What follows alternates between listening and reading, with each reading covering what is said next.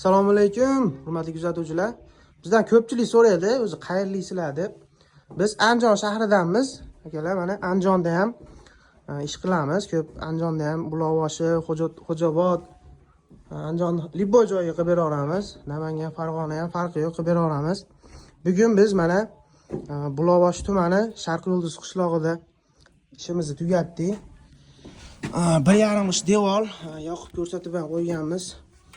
1,5 ish pishig'ish devorga mana chiroyli qilib buzib, kattayib ketgan joylarini tekizlab, chiroyli qilib tekizlab berdik. Yonishlari ham o'zi nerealni istayapti, ammo telefon kamerada yetkazib bo'lmaydi, bilasizlar.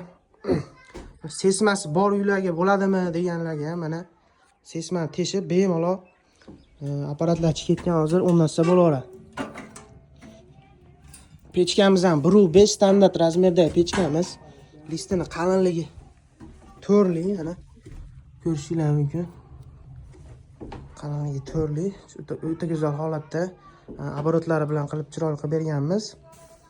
Kimga shunaqa lazerda kesilgan bo'ladi pechkamiz, polniy mana shunaqa mumkin. Hech qanaqa bolgarka ishlatilmaydi, ichkari qo'lni kesmaydi ham. Silliq lazerda kesilgan bo'ladi.